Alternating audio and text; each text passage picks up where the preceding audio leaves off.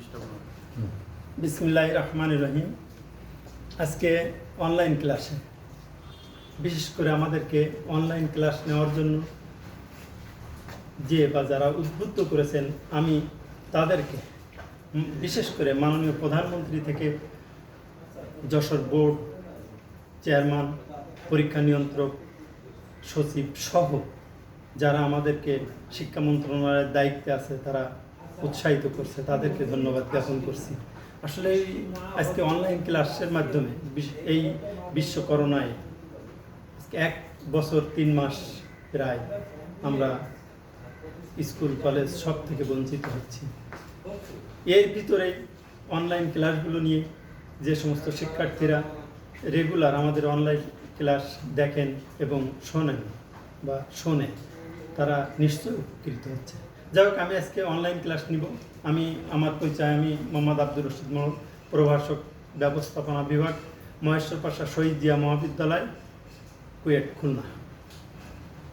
আমার কলেজের principal sir খুবই উৎসাহিত করছে আমাদেরকে অনলাইন ক্লাস নেওয়ার জন্য। আমি আমার প্রিন্সিপাল স্যারকেও ধন্যবাদ জ্ঞাপন করছি। আজকে আমি অনলাইন ক্লাস নিব। যে সমস্ত শিক্ষার্থীরা আমার ক্লাস দেখছো এবং শুনছো, আমি তাদেরকে আবার পুনরায় ধন্যবাদ জ্ঞাপন করছি। আজকে আমি ব্যবসায়ের উপর তোমাদেরকে একটা ক্লাস নিব। ব্যবসা কি এটা কম বেশি সবাই আমাদের ব্যবসা শিক্ষা শাখার শিক্ষার্থীরা জানেন। তারপরে আমি অল্প কথায় ব্যবসা সম্পর্কে 2-1 কথা বলে আমি ব্যবসার আওতা বা পরিধি সম্পর্কে আলোচনা করব। ব্যবসা মূলত সাধারণ কথায় বলা হচ্ছে কম দামে কোনো পণ্য ক্রয় করে বেশি দামে বিক্রয় করাকে ব্যবসা বলা হয়। একটু ব্যাপকভাবে গেলে আমরা বলতে পারি উৎপাদন থেকে শুরু করে ভোক্তা বা ব্যবহারকারীর কাছে পৌঁছাইতে হলে যে সমস্ত কার্যাবলী সম্পাদন করতে হয় বৈধভাবে, সেটাকে ব্যবসা বলা হয়। যাই ব্যবসা সম্পর্কে অনেক লেখক অনেক সংজ্ঞা দিয়েছেন, আমি ওই দিকে যাব না, যেহেতু আজকে আমার মূল থিম ব্যবসায়ের আওতা বা পরিধি। ব্যবসায়ের আওতা বা পরিধি অত্যন্ত ব্যাপক। আজকে বিশ্বটাকে গ্লোবাল ওয়ার্ল্ড বলা হচ্ছে। আমরা ব্যবসাটাকে ওই গ্লোবাল ওয়ার্ল্ডের ভিতরেই নিয়ে যাচ্ছি, কারণ ব্যবসা ছাড়া সারা বিশ্ব অচল। আজকে করোনার ভিতরে দেখো তোমরা, ব্যবসা বাণিজ্যের কারণে আজকে কিন্তু সব কিছু স্থিমিত হয়ে আছে। সুতরাং ব্যবসায়ের বিকল্প কিছু হতে পারে না। তো যাই হোক, আমাদের পাঠ্যসূচিতে আছে ব্যবসায়ের আওতা, ব্যবসার পরিধি, ব্যবসায়ের গুরুত্ব। তো আমি আজকে ব্যবসায়ের আওতা বা পরিধিটা নিয়ে তোমাদের সামনে আলোচনা করব। আমার মোবাইল নাম্বার দেওয়া আছে। যদি কোনো শিক্ষার্থী কোনোটা সম্পর্কে জানার সমস্যা হয়, আমাকে মোবাইল করলে আমি সাথে সাথে অ্যান্সার দেওয়ার চেষ্টা করব। আজকে ব্যবসার আওতা বা পরিধিটাকে আমি এমনভাবে সাজিয়েছি, এখানে কোনো বিভিন্ন লেখক বিভিন্নভাবে লিখছে, কিন্তু আমি দেখছি এক জায়গায় এক একভাবে লিখলেও মূল থিমটা এক। সুতরাং এই ব্যবসায়ের আওতা বা পরিধিটা অত্যন্ত ব্যাপক। আমি ব্যবসায়ের আওতা বা পরিধি জানার আগে তোমাদেরকে, শিক্ষার্থী যারা দেখছো তাদেরকে আমি বলবো, ব্যবসায়ের আওতা বা পরিধি জানার আগে যেমন B is equal to summation I plus summation T plus summation এটি। এখানে বিতে বিজনেস, আমি ব্যাপক লিখতেছি না।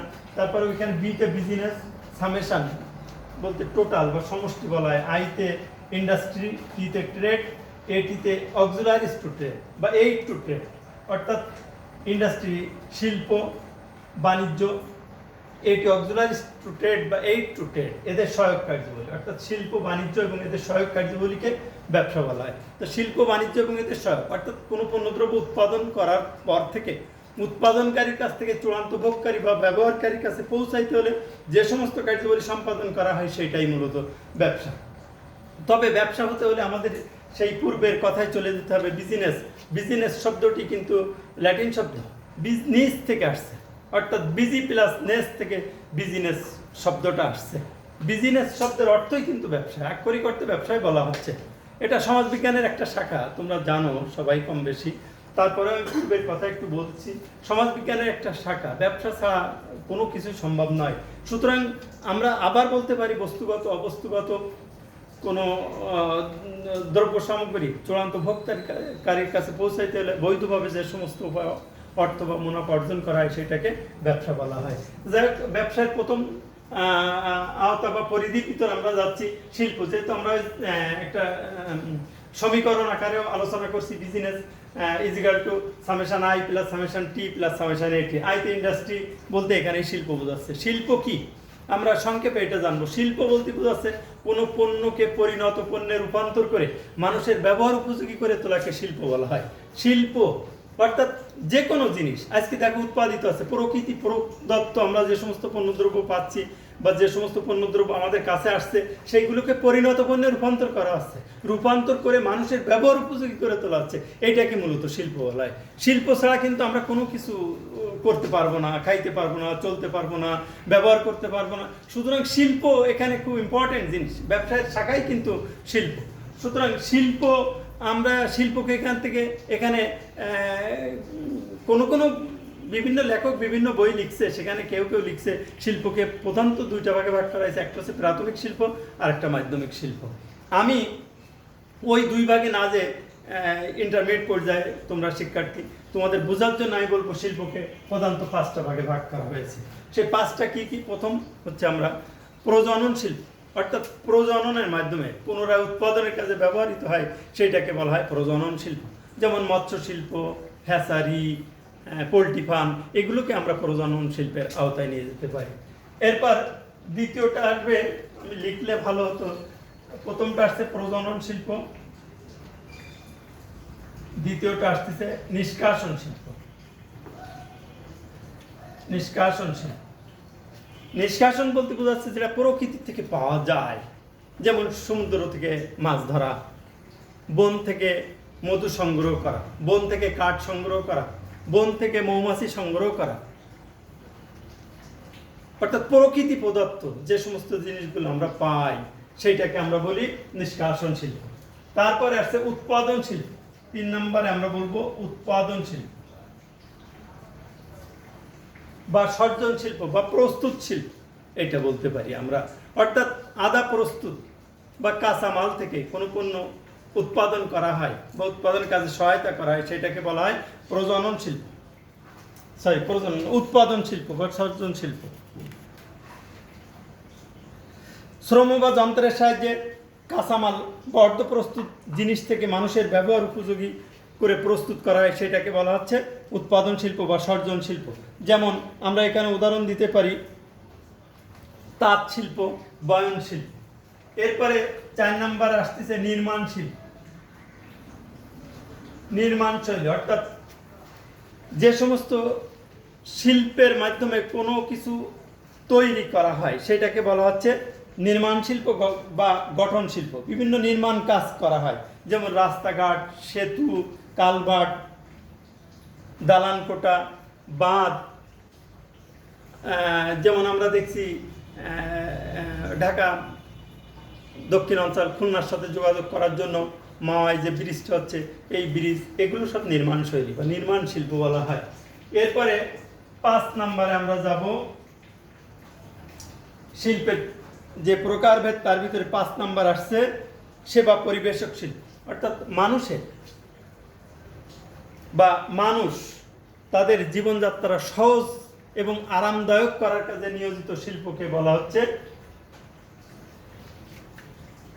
সেবা পরিবেশক শিল্প।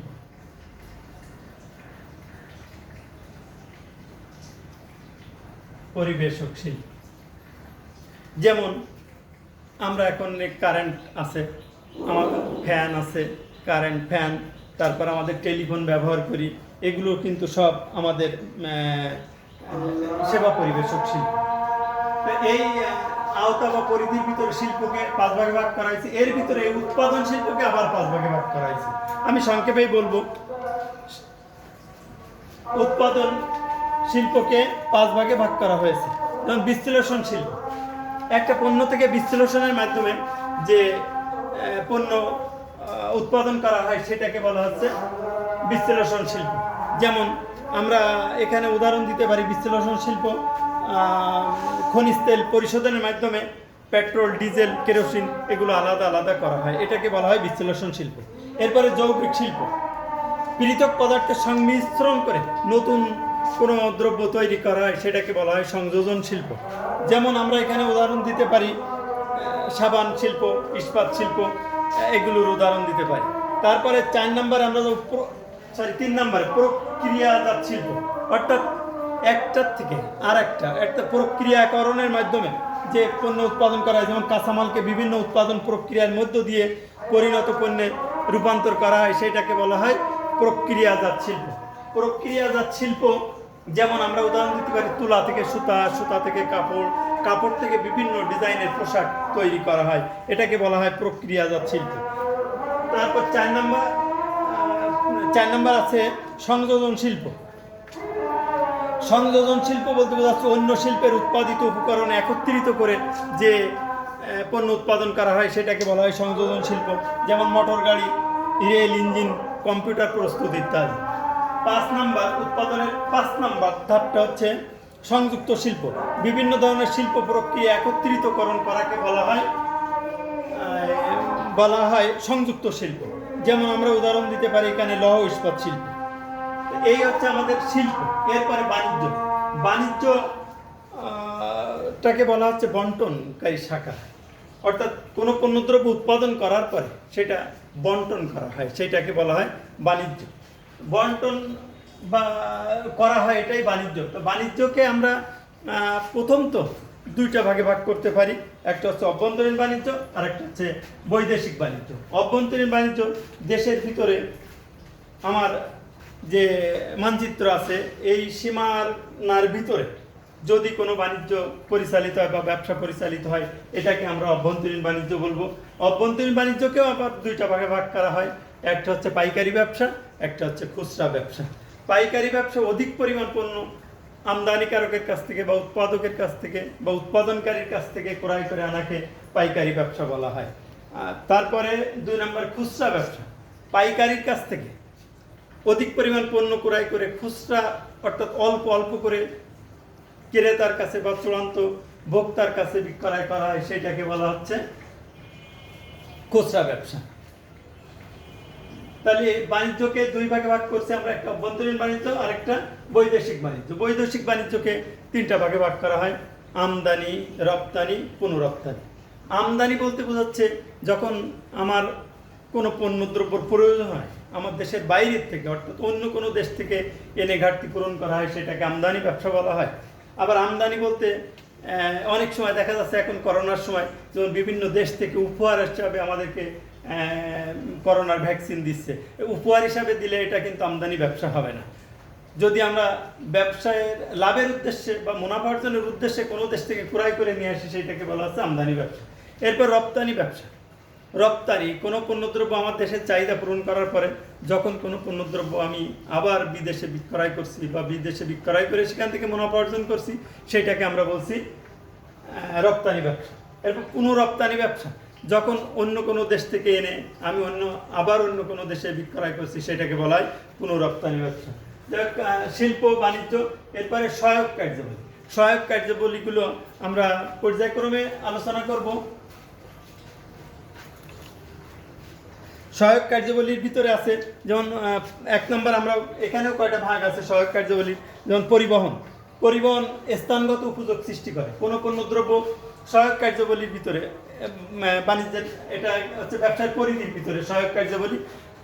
এটা হচ্ছে পরিবহন। পরিবহন স্থানগত উপযোগ, অর্থাৎ কোনো পণ্যদ্রব্য এক স্থান থেকে আরেক স্থানে বা ঘাটতি অঞ্চলে পৌঁছায় দিয়ে তাদের চাহিদা পূরণ করা হয়, সেটাকে বলা হচ্ছে পরিবহনের মাধ্যমে এটা পৌঁছায় দেওয়া হয়। এই জন্য পরিবহন স্থানগত উপযোগিতা সৃষ্টি করে।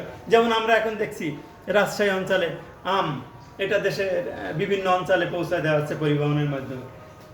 দ্বিতীয়টা আছে আমরা বলবো গুদামজাতকরণ, অর্থাৎ এটা সময়গত বা কালগত, অর্থাৎ একটা পণ্যদ্রব্য এক স্থান থেকে নিয়ে অন্য স্থানে পৌঁছায় দিয়ে একটা সময় ক্ষেপণ করা হয়, সেই সময়ের ভিতরে কোথাও স্টোরিং করে বা গোদামজাতকরণ করে রাখা হয়, এটাকে বলা হচ্ছে গুদামজাতকরণ। এরপরে আছে ব্যাংক। ব্যাংক সহায়ক কার্যাবলীর ভিতরে ব্যাংক আর্থিক প্রতিবন্ধকতা, অর্থাৎ অর্থগত প্রতিবন্ধকতা দূর করে, আমি সংক্ষেপেই বলছি। তারপরে ব্যাংকের পরে আছে বিমা। বিমা ঝুঁকিগত প্রতিবন্ধকতা দূর করে, অর্থাৎ বিমা সব সময় কোনো পণ্যদ্রব্য এক স্থান থেকে অন্য স্থানে নিয়ে যাওয়ার জন্য যদি সেই পণ্যটার জন্য বীমা করা হয় এবং ক্ষতি হয়, তখন সেই ক্ষতিপূরণ বীমা প্রতিষ্ঠানগুলো প্রদান করে। এই জন্য ঝুঁকিগত প্রতিবন্ধকতা দূর করে। সর্বশেষ এখানে আছে বিজ্ঞাপন, অর্থাৎ তথ্য বা প্রসারগত প্রতিবন্ধকতা দূর করে, সহায়ক কার্যাবলীগুলো। এরপরে আছে প্রত্যক্ষ সেবা। প্রত্যক্ষ সেবা অর্থাৎ সরাসরি যে সেবা প্রদান করা হয় সেটাকে আমরা বলছি প্রত্যক্ষ সেবা। প্রত্যক্ষ সেবা আমরা বলতে পারি এটাও মুনাফা অর্জন সংক্রান্ত কার্যাবলী এর ভিতরে থাকতে হবে। মুনাফা অর্জন সংক্রান্ত বিষয় না থাকলে সেটা প্রত্যক্ষ সেবা হবে না। যেমন আমি শিক্ষকতা করছি, আমি যখন কলেজে সেবা প্রদান করছি তখন সেটা প্রত্যক্ষ সেবা না। যখন আমি আলাদা প্রাইভেট পড়াচ্ছি, কোচিং করছি, সেখান থেকে অর্থ উপার্জন করছি এবং আমার টার্গেটই থাকবে আমি এখান থেকে অর্থ উপার্জন করব, এগুলো প্রত্যক্ষ সেবা। এই জন্য শিক্ষকতা, ডাক্তারি, ওকালতি, পার্লার, বিউটি পার্লার, সেলুন, এগুলো কিন্তু সব প্রত্যক্ষ সেবার ভিতরে আসবে। তো এই হচ্ছে ব্যবসার আওতা বা পরিধি। তা ব্যবসার আওতা বা পরিধি আলোচনা করলাম। তোমাদের শিক্ষার্থী যারা যদি কোনো বুঝতে সমস্যা হয় আমার কাছে বলো, আমি আমার কাছে প্রশ্ন করো, আমি তোমাদেরকে মোবাইলের মাধ্যমে সেটা সমাধান করার চেষ্টা করব। সকলকে ধন্যবাদ জানিয়ে আজকে অনলাইন ক্লাস এখানেই শেষ করলাম।